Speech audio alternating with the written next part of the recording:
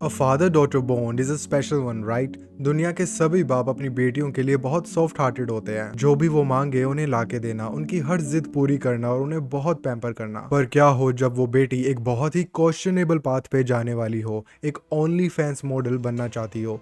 क्या तब भी वो बाप अपनी बेटी को सपोर्ट करेगा या फिर उसे डांट कर, उसे समझा कर, उससे गुस्सा होकर उसे रोकने की कोशिश करेगा? शायद कुछ साल पहले अगर मार्क ने अपनी बेटी जेने गाग्नियर को एक ओनली फैंस मॉडल बनने से रोक लिया होता तो आज वो उसके साथ कुछ बहुत बुरा होने से रोक सकते थे। जेने, जिसे सोशल मीडिया पर लोग मर्सिडीज मोर के नाम से जानते हैं, वो अपने पापा से बहुत अटैच थी। दूर रहती थी लेकिन उनसे रोज बात जरूर करती थी। पर 29 अगस्त 2021 को जब मार्क अपनी फिशिंग ट्रिप से वापस आए तो उन्होंने नोटिस किया कि उनकी बेटी ने उनसे 3 दिन से बात नहीं की। ऐसा पहले कभी नहीं हुआ था। वो भाग के अपनी वाइफ जानीता से पूछने गए, क्या तुम्हारी पिछले 3 दिन से जेने से कोई बात हुई है? उनका जवाब आया, नहीं, पर हाँ, कल उसका फोन स्विच ऑफ आ रहा था। मार्क और जनीता दोनों ही मिलिट्री में सर्व कर चुके थे। उन्हें उस समय ही समझ आ गया कि कुछ बहुत गलत हो गया है। मार्क ने जल्दी से टेक्सास के एक पुलिस स्टेशन फोन किया जहां पे जनीता रहती थी और उनसे कहा एक वेलफेयर चेक के लिए। वेलफेयर चेक्स में यूजुअली पुलिस बस जाके चेक करती है कि the person in question is safe. उन्होंने सिर्फ पुलिस को कॉल ही नहीं किया, वो खुद भी पुलिस के साथ जेने के घर पे पहुंचे और उसकी बेल बजाना शुरू किया। जब 5 मिनट तक किसी ने भी दरवाजा नहीं खोला तो mark kick the door down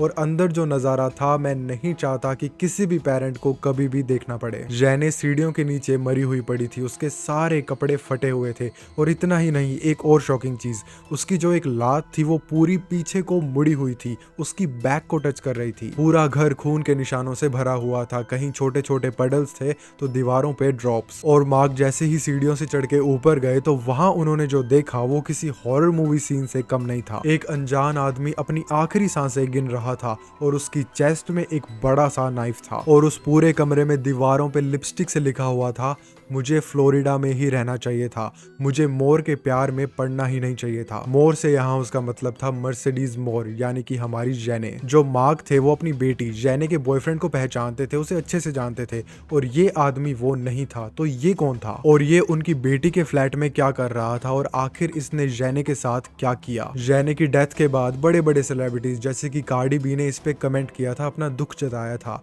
और ड्रेक ने तो इस पे एक पूरा एल्बम निकाला था नेम्ड सर्टिफाइड लवर बॉय। तो वीडियो शुरू होने से पहले प्लीज इस चैनल को सब्सक्राइब कर दीजिए। मेरा नाम है रायू कोल्ड और आज का केस है एक ओनली फैंस मॉडल मर्सिडीज मोर पे।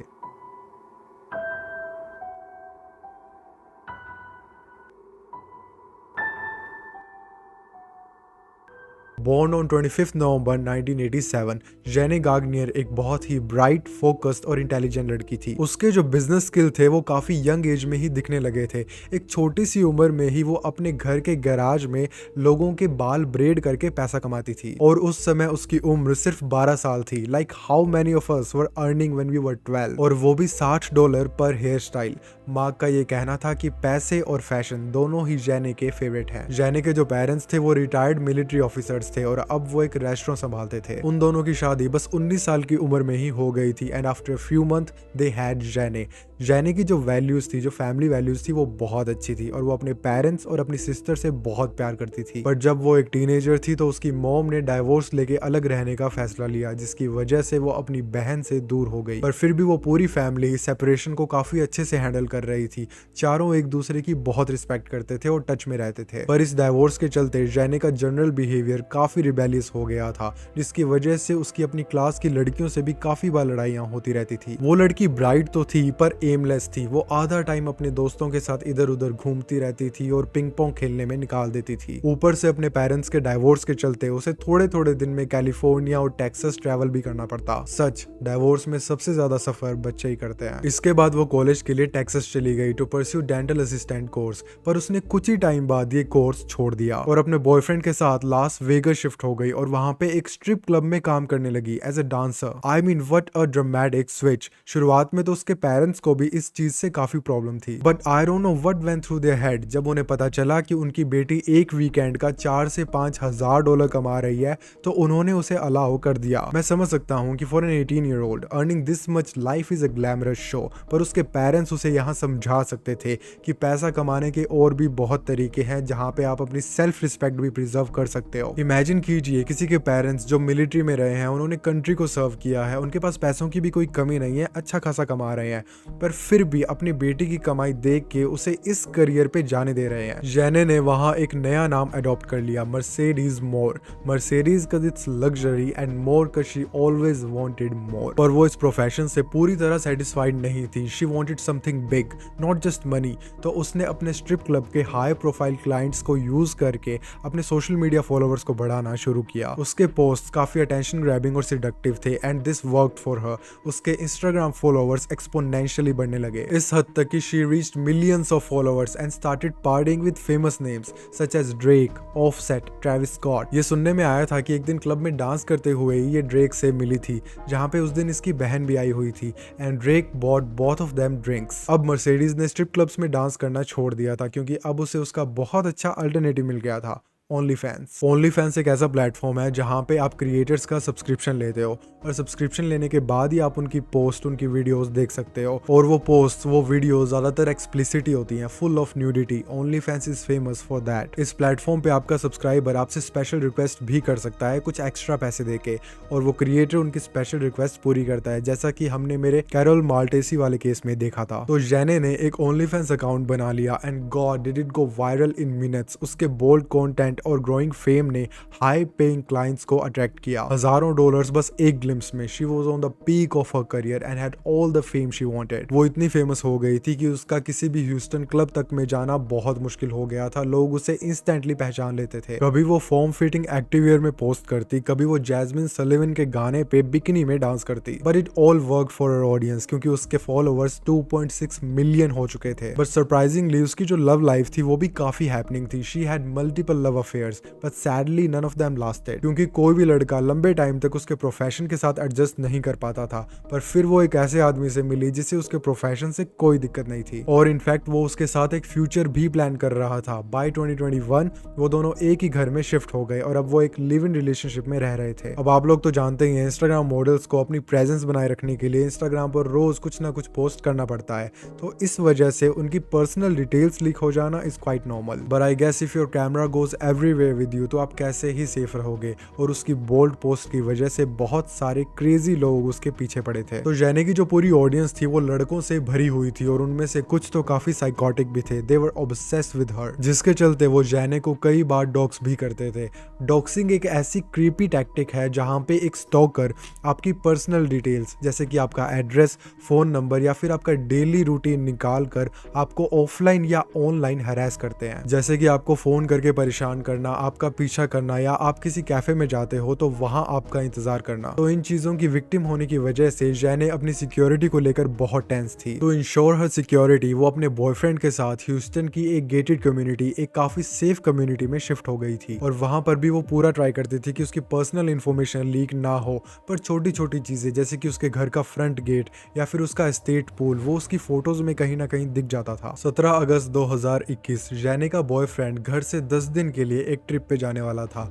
तो तब जेने ने अपने पापा मार्क को कॉल किया और कहा कि जब वो घर पे नहीं होगा तो प्लीज आप मेरे साथ रहने आ जाओ। जेने के पेरेंट्स उसके बॉयफ्रेंड के बारे में जानते थे और वो बहुत खुश थे कि कोई उसे जैसी वो है वैसे एक्सेप्ट कर रहा है, और उन्होंने पहली बार जेने को शादी और बच्चों के बारे में बात करते हुए सुना था। According to them she was on the right path for the first time. पर अनफॉर्चुनेटली मार्क की उस समय एक फिशिंग ट्रिप प्लान थी उसके दोस्तों के साथ बहुत पहले से, तो उस समय मार्क अपनी बेटी के साथ रहने नहीं आ पाए। पर उन्होंने उससे कहा मैं फिशिंग ट्रिप से आकर जल्दी से तुम्हारे पास आ जाऊंगा। But little did he know that was the last time he was talking to his daughter. Trip से आने के बाद उन्हें रियलाइज हुआ कि उन्होंने काफी समय से जेने से बात नहीं की है, पर इट वाज टू लेट। वो पुलिस ऑफिसर्स के साथ जेने के घर पे गए to check if everything's all right, पर वो वहां उन्हें बहुत बुरी हालत में मिली। जैसा कि मैंने बताया, पूरे घर में खून के निशान थे, उसके कपड़े बुरी तरह से फटे हुए थे और उसकी एक लात पीछे को मुड़ी हुई थी, उसकी कमर को टच कर रही थी। उस बेचारी की मौत तो बहुत पहले ही हो चुकी थी और ऊपर वाले रूम में एक आदमी था जो अपनी आखिरी सांसें गिन रहा था।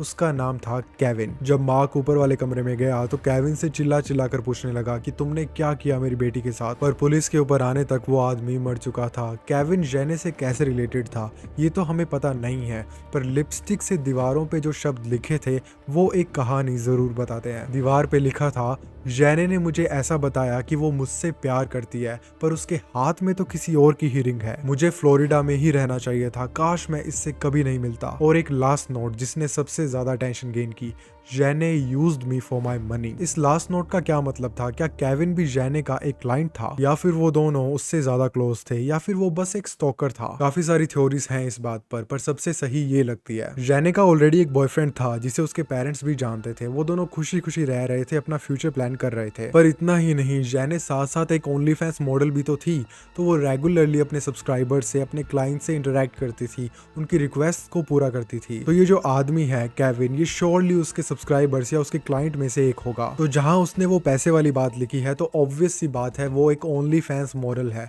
वो तुम्हारे लिए कुछ भी फ्री में नहीं करेगी। शील डू व्हाट यू आस्क, वो तुम्हारी रिक्वेस्ट पूरी करेंगे, पर उसके लिए शी विल चार्ज। और जहां तक कि केविन ने ये लिखा कि जेने मुझसे प्यार करती थी, तो कोई भी ओनली फैंस मॉडल अपने रेगुलर क्लाइंट्स को ये नहीं कहेगी कि मैं तुमसे नफरत करती हूँ। ऑब्वियसली शील act like that she loves them. कोई भी क्लाइंट उसे ये कहने का पैसा नहीं दे रहा कि मुझे तुमसे कोई फर्क नहीं पड़ता, मैं बस ये पैसों के लिए कर रही हूँ। जैसे कि कोई भी यूट्यूबर अपनी ऑडियंस को ये नहीं कहेगा कि मुझे तुमसे फर्क नहीं पड़ता।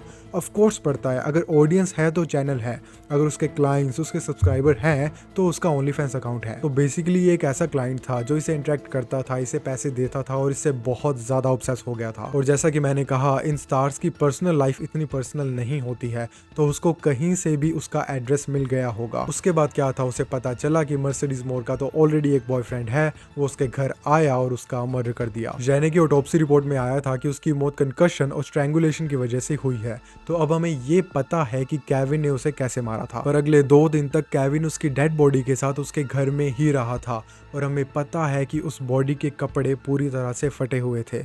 सो वी कैन ओनली इमेजिन उसने उस बॉडी के साथ क्या किया होगा। और इतना ही नहीं, जैसा कि मैंने पहले मेंशन किया, उसकी लात भी पीछे को मुड़ी हुई थी। It's very disturbing. कहीं ना कहीं केविन को ये बात पता थी कि उसके घर पे कोई नहीं आएगा, जेने वहां अकेली है, क्योंकि उसका बॉयफ्रेंड एक ट्रिप पे गया हुआ है। तो इसका मतलब ये है कि वो जेने को रेगुलरली स्टॉक करता था। He was obsessed. उसे पता था कि जेने की रेगुलर लाइफ में क्या चल रहा है, तो उसने अपना मौका देखा एंड ही स्ट्राइक। तो अब ये सवाल बचता है कि केविन ने खुद की जान क्यों ली। वेल, इसका जवाब सिंपल है। उसने गेट पर पुलिस को नॉक करते हुए सुना and he knew it was over. Officers ने केविन के रिकॉर्ड्स चेक किए और उन्हें पता चला कि केविन फ्लोरिडा में रहने वाला एक 34 साल का आदमी था। उन्हें पता चला कि वो जेने से बहुत ऑब्सेस्ड था, वो उसे बहुत क्लोजली मॉनिटर कर रहा था, वो उसकी हर पोस्ट सेकंड्स में लाइक करता था। और इतना ही नहीं, वो जेने को देखने के लिए रोज फ्लोरिडा से टेक्सास आता था। आई यूज द वर्ड देखने, बट इट्स बेसिकली स्टॉक करने के लिए। पुलिस ने बाद में ये भी कहा कि जेने की डेटा इन्वेस्टिगेशन में उन्हें उसका केविन से कोई भी कनेक्शन नहीं मिला। पर सोचने वाली बात तो ये है कि उसके घर में फोर्स एंट्री के कोई भी सबूत नहीं मिले थे, और जेने सेकंड फ्लोर पे रहती थी, तो वो उसके घर में इतनी आसानी से कैसे घुस गया। Honestly it does look like a possibility कि ये जेने का बहुत अच्छा क्लाइंट था और जेने ने इसे खुद ही अंदर आने दिया हो, पर it doesn't give him the right to kill her. जेने की डेथ का जैसे ही पब्लिक को पता चला, इंस्टाग्राम वेंट क्रेजी। हर तरह के रूमर्स स्प्रेड होने लगे, जैसे कि मर्सिडीज की मौत तो पैंडेमिक की वजह से हुई है, या फिर उसे तो एड्स था ही और इसके एक वॉयलेंट शुगर डैडी ने इसे मार दिया होगा। ये सब अफवाहें इतनी डिस्टर्बिंग थी कि पुलिस वालों ने और उसकी फैमिली ने इस केस की डिटेल्स को पब्लिसाइज कर दिया। But this went south so fast. लोग पूछने लगे कि फोर्स्ड एंट्री नहीं थी तो ऑब्वियसली उसने गेट खोलकर उसे अंदर बुलाया है ना। एंड स्ट्रैंगलिंग, किसी को स्ट्रैंगल करने के लिए आपको उनके काफी क्लोज होना होगा ना। और एड्रेस कैसे पता चला? सब बिना सोचे समझे जेने को ब्लेम करने लगे, उसे जज करने लगे। दे जस्टिफाइड अ मर्डर। जहां तक कि एड्रेस की बात है तो जेने का एड्रेस पता करना was not a big deal, क्योंकि वो अपने क्लाइंट्स को अपना एड्रेस खुद देती थी, क्योंकि वो उसे गिफ्ट्स भेजते थे। तो हो सकता है केविन को भी उसका एड्रेस वहां से पता चला हो। लोगों ने तो ये भी कहा कि if she is a part of that industry she deserves to die. मानो जैसे किसी के मन में कोई सिंपैथी बची ही ना हो। कुछ लोगों ने तो ये भी रूमर्स फैला दिए कि वो केविन की एस्कॉर्ट थी और वो एक एस्कॉर्ट बिजनेस भी रन कर रही थी। पर इस पर जेने की बहन ने बहुत ही क्रिस्प जवाब दिया, विच इज एक्चुअली ट्रू। उसके इंस्टाग्राम पर 2.2 मिलियन फॉलोअर्स है। वो क्लब्स में बुक रहती थी, वो बहुत पैसे कमा रही थी, उसके पास 5 अलग अलग इनकम सोर्सेज थे, तो उसे एस्कॉर्टिंग करके अपना नाम खराब करने की कोई जरूरत नहीं थी। और मान लो अगर वो ऐसा कभी करती भी तो उसकी पर्सनैलिटी देखते हुए, उसकी रीच देखते हुए वो सिर्फ टॉप लेवल क्लाइंट सेलिब्रिटी से ही डील करती, जैसे कि एक्टर्स, रैपर्स, NFL प्लेयर्स। वो किसी रैंडम ऑब्सेसिव क्रीपी आदमी के साथ कभी भी डील नहीं करती, पर फिर भी लोग नहीं माने, उन्हें तो उसे स्लैम करना ही था जस्ट बिकॉज वो एक ओनली फैंस मॉडल थी। यह सब देखकर कई इन्फ्लुएंसर्स जेन्युइनली डर गए थे। सब ने सोशल मीडिया पर अपना सपोर्ट दिखाया और बताया कि एक पब्लिक फिगर के लिए अपनी सेफ्टी का ध्यान रखना कितना जरूरी होता है। कायला जी, जो मर्सिडीज की एक दोस्त थी और खुद एक इन्फ्लुएंसर है, उसने कहा कि तुम कुछ ज्यादा कर नहीं सकते खुद को प्रोटेक्ट करने के लिए, क्योंकि तुम्हें पता नहीं होता कि तुम्हारे फॉलोअर्स एक्चुअली में कौन है। ना तुमने कभी उनका चेहरा देखा होता है, ना तुम जानते हो कि वो रियल लाइफ में कैसे होंगे। All you can really do is try कि कभी अकेली ना रहो और अपने आसपास का हमेशा ध्यान रखो। जैने की पासिंग के बाद काफी इन्फ्लुएंसर्स ने आगे आके अपना सपोर्ट दिखाया और जस्टिस फॉर मर्सिडीज मोरे का हैशटैग ट्रेंड किया, ताकि उसकी डेथ को बस एक ट्रेजेडी ना समझा जाए बल्कि एक वार्निंग हो सबके लिए। 3 सितंबर 2021 ह्यूस्टन के टेरी हर्शी पार्क में 100 से भी ज्यादा लोग इकट्ठा हुए जैने की यादों को जिंदा रखने के लिए। उसके फ्रेंड्स, फैमिली, फैंस सब वहां मौजूद थे। इस इवेंट में कार्डी बी भी इनवाइटेड थी और उसके पेरेंट्स ने इंटरव्यूअर को कहा कि जैने बहुत ही लविंग और फनी पर्सन थी और वो पूरी जिंदगी उसे याद करेंगे। ये जो टाइम था ये जैने की फैमिली के लिए ऑलरेडी बहुत डिस्ट्रेसिंग था और प्लस ये सोशल मीडिया अप्रोर की वजह से उनका उसे मौन करना और भी मुश्किल हो रहा था। लाइक आप लोगों को पता ही है कि इंटरनेट पे पीपल हैव जीरो फिल्टर और ये बेचारी तो एक ओनली फैंस मॉडल थी, तो इसे तो उन्होंने बिल्कुल भी नहीं बख्शा। पर कुछ सेलिब्रिटीज जो कि उसके दोस्त थे उन्होंने पब्लिकली उस हेट को रोकने की कोशिश की और ड्रेक ने तो एक एल्बम भी रिलीज किया, सर्टिफाइड लवर बॉय, उसे ट्रिब्यूट देने के लिए। और Tory Lanez also posted on story RIP queen. Cardi B also lashed out on the haters saying they should at least respect the gone, और उसका प्रोफेशन किसी को भी ये अलाउ नहीं करता कि वो उसे जान से मार डाले। जैने फाइनली सेटल होने का सोच रही थी। उसका सपना था कि वो अपना एक ब्रांड स्टार्ट करे लेगिंग्स और हेयर एक्सटेंशंस का, जो कि I think looking at a popularity would have done great. वो अपने बॉयफ्रेंड के साथ बहुत खुश थी और अब एक सिंपल सी फैमिली लाइफ चाह रही थी। हाँ, कभी कभी लगता है कि अब जब सब कुछ ठीक चल रहा था तो उसे ओनली फैंस की क्या जरूरत थी। अब वो उसका लाइफस्टाइल बन चुका था और शायद वो कुछ टाइम बाद इसे छोड़ भी देती। शायद उसकी लाइफ एक नॉर्मल और सेफ डायरेक्शन में जा सकती थी, पर केविन ने उससे ये चांस छीन लिया। ऑब्वियसली केविन ने अपनी जान ले ली थी, so there was no legal action, पर अगर वो जिंदा होता तो वो श्योरली एक लाइफ सेंटेंस डिजर्व करता था। ऑनेस्टली मैं बस अब ये सोच रहा हूँ कि क्या ऐसा फेम एक्चुअली में वर्थ इट है? Isn't fame just a fancy cage जिसके लिए हमारी जनरेशन अपनी सेल्फ रिस्पेक्ट और फैमिली तक को दाव पे लगा रही है? अगर आपको मेरी नरेशन पसंद आई हो तो प्लीज़ मुझे इंस्टाग्राम पर फॉलो ज़रूर कर लेना और इस वीडियो को लाइक ज़रूर करना प्लीज़। हज़ारों लोग ये वीडियोस देखते हैं बट बहुत कम लोग ही लाइक करते हैं। It's free, so please click the like button और चैनल को सब्सक्राइब कर देना। मैं आपसे मिलता हूँ अगली बार एक नए केस के साथ।